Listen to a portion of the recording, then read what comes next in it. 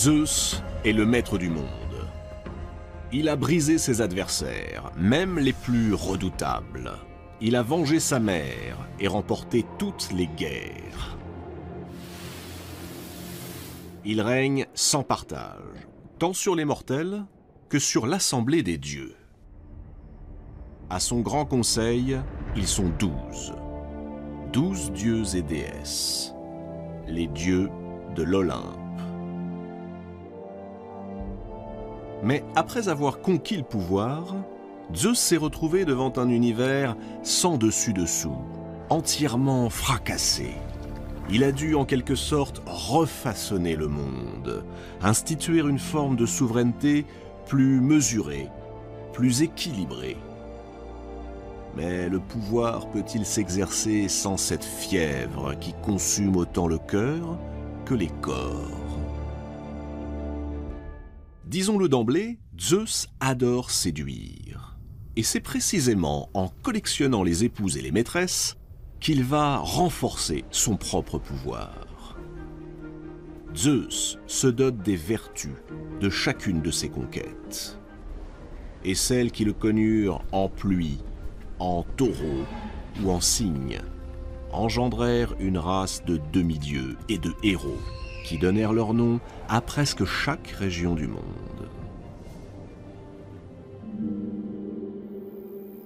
Les amours de Zeus ne sont donc pas seulement des amours galantes. À travers ses passions, le maître de l'Olympe impose indirectement sa loi. Une loi qui passe par l'instauration de règles et de normes qu'il est interdit de transgresser, sous peine de subir un châtiment terrible. D'une certaine façon, Zeus associe l'amour et l'ordre. D'abord, il y eut Métis, une belle océanide, Métis. Elle incarne la prudence, mais aussi la ruse. Par ses précieux conseils, dans les premiers temps du monde, elle avait permis à Zeus de venger sa mère et de sauver ses frères et sœurs. Alors, est-ce pour lui manifester sa gratitude que le maître de l'Olympe lui demande sa main? La reconnaissance n'est pas le fort des puissants, non. Métis lui plaît. Elle lui plaît même beaucoup. Comment résister à une demande en mariage lorsqu'elle est faite par le roi des dieux? La jeune nymphe est flattée, sensible à l'honneur qui lui est fait. Elle dit oui. Et le couple convole en justes noces. Aucun nuage ne vient assombrir leur idylle.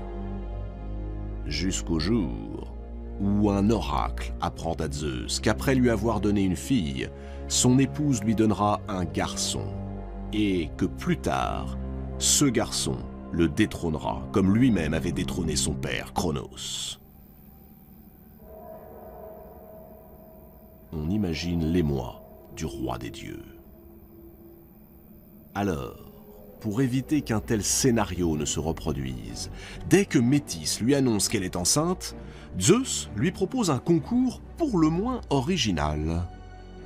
Il la met au défi de se métamorphoser mieux qu'il ne le ferait lui-même.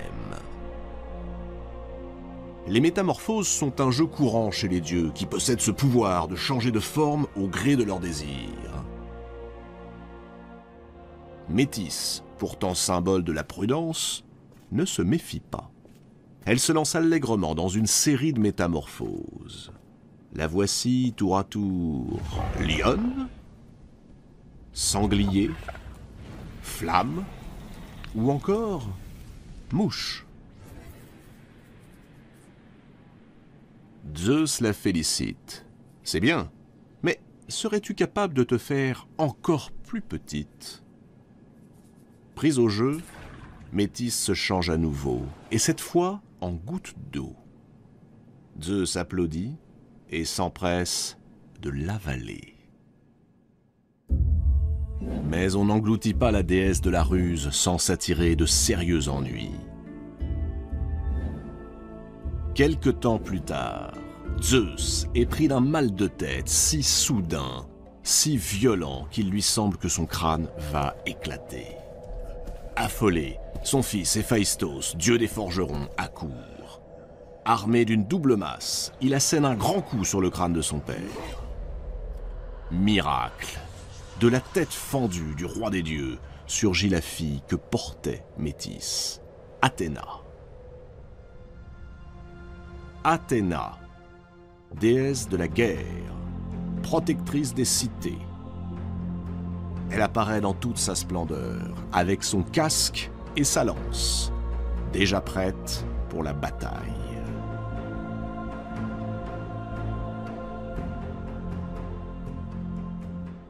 La mère de Zeus, Rhéa, s'est vite aperçue des inclinations de son fils. Elle pressent les conséquences désastreuses de son instabilité sentimentale et sexuelle, et elle lui interdit de se remarier. Interdire? Comment ose-t-elle? Aurait-elle oublié qu'elle s'adresse au maître de l'univers? Piqué au vif, Zeus menace sa génitrice de la violer sur le champ. En guise de réplique, Rhéa, peu impressionnée, se métamorphose en serpent, prête à bondir sur son fils. Zeus en fait autant. Il se change en serpent mâle, et s'unissant à elle en un nœud indissoluble, il met sa menace à exécution. Sa mère, hors d'état de nuire, Zeus s'empresse de se choisir une nouvelle épouse. Il ne le fait pas au hasard. À travers Métis, Zeus a acquis la ruse et la prudence. Il lui manque le sens de l'équité, le sens de la justice. Il va donc jeter son dévolu sur la vénérable Thémis, une titanide. Thémis est la déesse de la justice. Ensemble, ils auront une bonne quinzaine d'enfants. Parmi eux, il y a 3 filles sublimes, les Heures. 3 filles qui dirigeront le cours régulier des saisons. Et puis, 3 autres filles. 3 autres filles qui vivent quelque part dans un antre impénétrable à proximité de l'Olympe. Trois beautés au regard vide. Elles vont toujours ensemble, unies par un fil, et elles ont pris l'aspect de simples fileuses. Leur nom fait trembler les mortels, mais aussi les dieux. Cloto, celle qui file. L'Achésis, celle qui détermine la longueur du fil. Et Atropos, l'implacable, celle qui coupe le fil. Ce fil, c'est bien sûr le fil de la vie des mortels et la vie des dieux. Ces 3 filles, on les a appelées les moires, et plus tard, à Rome, on les appellera les parques. Leurs décrets sont inflexibles, et personne n'a le pouvoir d'y changer quoi que ce soit. Zeus lui-même reconnaît leur supériorité. Jamais il n'osera les défier. Les moires incarnent le destin.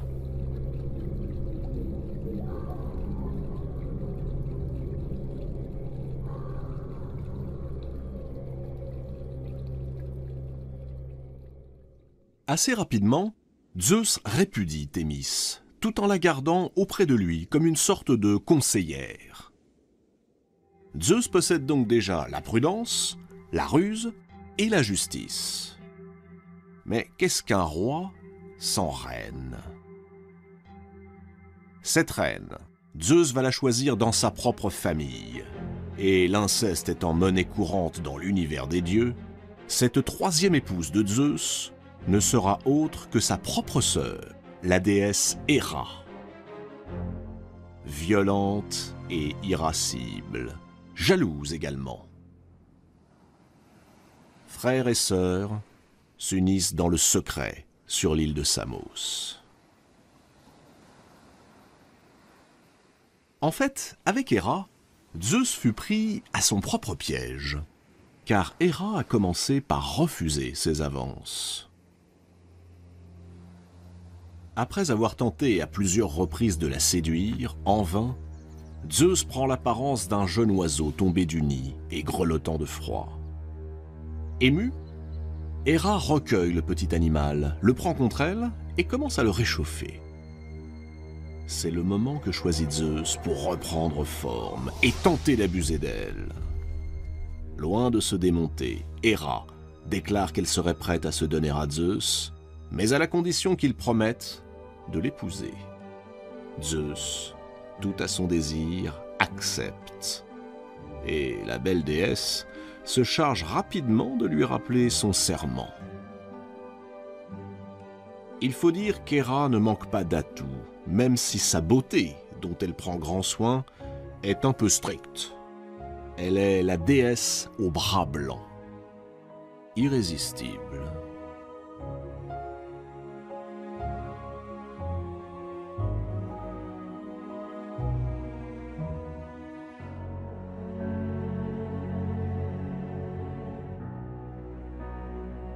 Ce mariage quelque peu forcé et la beauté de son épouse n'empêcheront pas Zeus de poursuivre sa quête amoureuse, mais toujours dans un but précis. Il est maître de l'univers et cherche à renforcer ses liens avec les différents éléments naturels. L'eau et les océans, par exemple. Où a-t-il croisé Eurynomée, la fille aînée d'Océan ? Peu importe. Comme les autres, elle succombe à son charme et lui donne 3 enfants. Ce sont les fameuses grâces, les 3 grâces, qui personnifient la joie de vivre, présentée comme un don des dieux.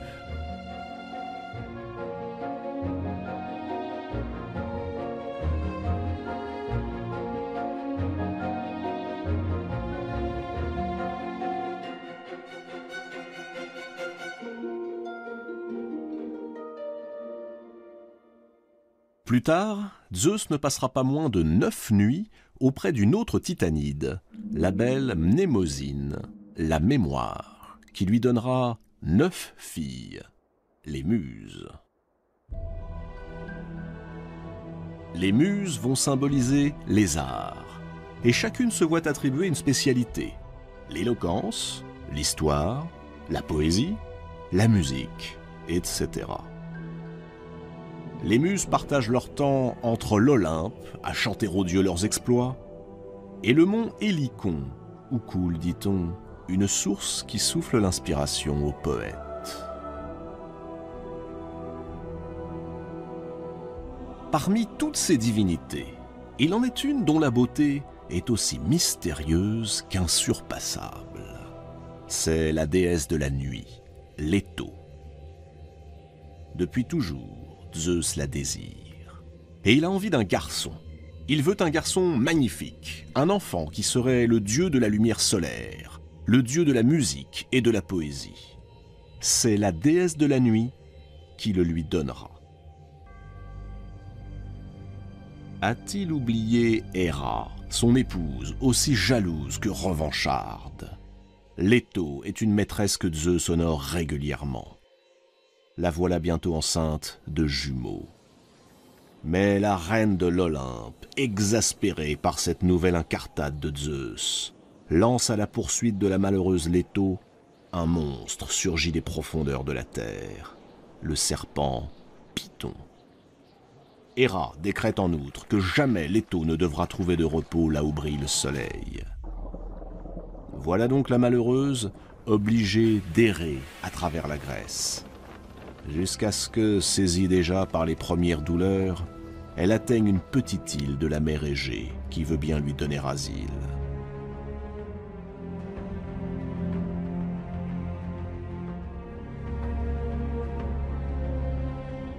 Elle y mettra au monde une fille, Artémis, et un garçon, Apollon.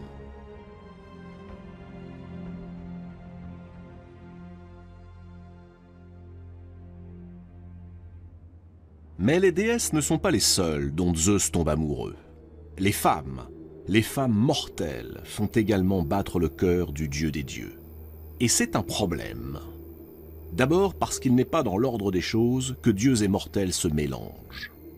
Ensuite, parce que les simples mortels ne peuvent contempler un dieu sous son apparence divine. Une femme sur terre est en train de rendre Zeus passionnément amoureux. C'est la fille du roi de Thèbes. Elle s'appelle Sémélé. Pour obtenir ses faveurs, Zeus n'a pas d'autre choix que de se déguiser en prince charmant.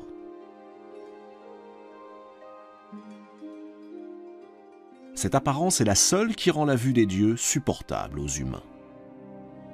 Le problème, c'est que notre coureur de jupons est toujours marié avec Héra.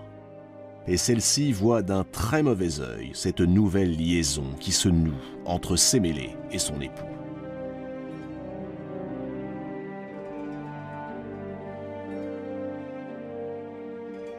Héra n'entend pas se laisser faire. Elle prend l'apparence de la nourrice de Sémélé, une vieille femme que Sémélé adore et qui a toute sa confiance. Elle lui rend visite. Sémélé est déjà enceinte et sur le point d'accoucher. « Cet homme qui prétend être Zeus, lui dit la vieille nourrice, es-tu bien sûr qu'il n'est pas un imposteur ? Qui te prouve qu'il est bien Zeus ? Demande-lui donc une preuve. Si Zeus est vraiment ton amant, qu'il se montre nu devant toi, dans toute sa majesté, ainsi qu'il apparaît aux autres dieux. » Ces propos ne laissent pas Sémélé indifférente. Elle se met à douter. Cet homme, son amant, est-il vraiment Zeus ? Quand ce dernier vient lui rendre visite, elle le supplie de se montrer tel qu'il est réellement. Zeus refuse. Il sait trop quelles seraient les conséquences. Sémélé insiste. Zeus résiste. Puisque c'est ainsi, menace Sémélé, tu n'auras plus accès à ma couche. Zeus, fou de désir pour Sémélé, capitule. Et sous le regard ébahi de son amoureuse, il reprend son apparence. Aux yeux des mortels, Zeus est le tonnerre et les éclairs. Non seulement le palais tout entier s'embrase, mais aussi la pauvre Sémélé. Elle a tout juste le temps d'accoucher, avant d'être consumée par les flammes. Miraculeusement, le feu épargne son enfant. C'est un garçon. Zeus le recueille. Il s'appellera Dionysos.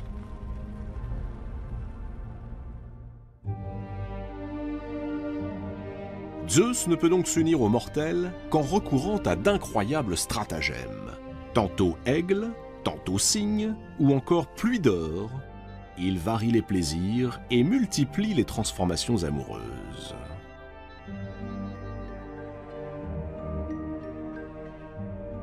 Quand il aperçoit une superbe jeune femme qui joue sur la plage, Zeus s'enflamme à nouveau. C'est une princesse, la fille d'un roi sur la côte asiatique. Comment l'approcher ?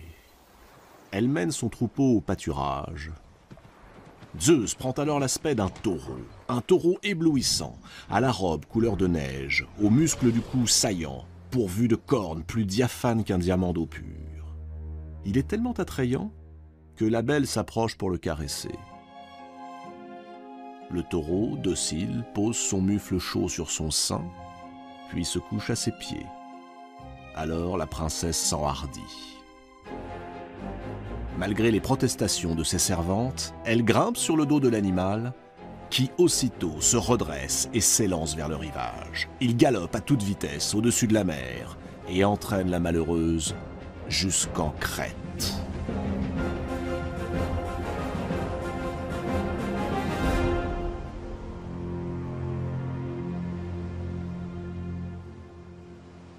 Une fois arrivé, Zeus reprend forme humaine et passe à l'acte. Cette princesse venue d'Asie et qui désormais vivra ici en Crète s'appelle Europe. Pour remercier l'animal qui lui a permis d'enlever la princesse, Zeus le place au milieu des étoiles. Gardez les yeux au ciel. Non loin de là, voici la grande ours. Son véritable nom est Callisto. En grec, Callistos veut dire ce qu'il y a de plus beau. Il n'est donc pas étonnant que Zeus se soit pris de passion pour cette nymphe. Seulement, elle fait partie des servantes de la déesse Artémis.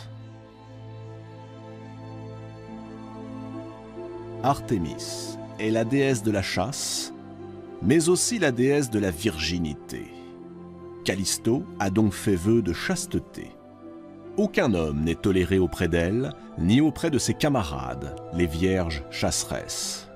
Le dernier qui a transgressé cette règle, un chasseur nommé Actéon, a connu un châtiment atroce.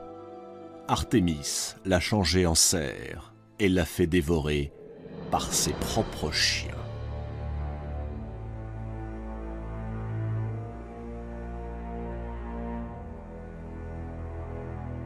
Zeus est bien conscient du danger. Il se demande comment il pourrait s'y prendre. De qui Callisto ne se méfierait jamais?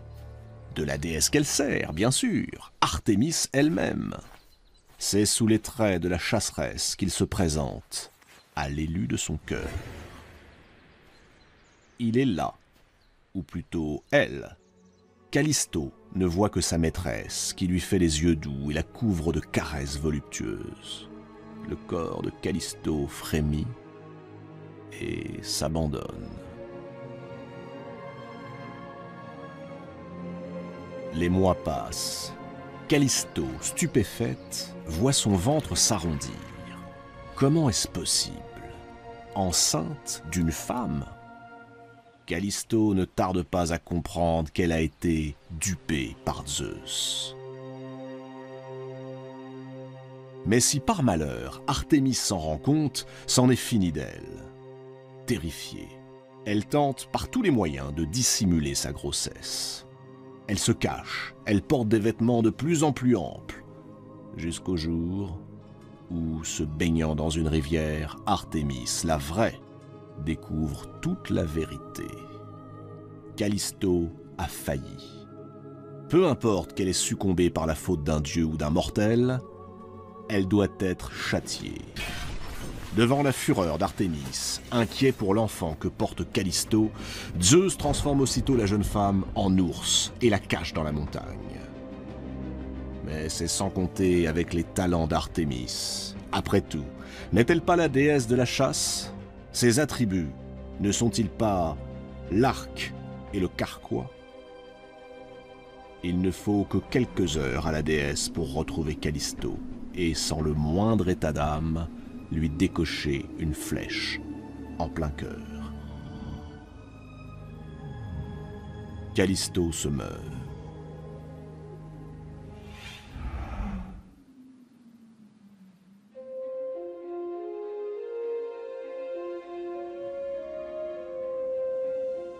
Alors Hermès, le fidèle Hermès, le messager des dieux, dépêché par Zeus, s'empresse de sauver l'enfant que portait Callisto. C'est un garçon, Arcas. Il sera roi d'Arcadie. Et la pauvre Callisto? Zeus ne l'oublie pas. Il récupère son corps, le dépose dans le ciel. Ce sera la grande ours.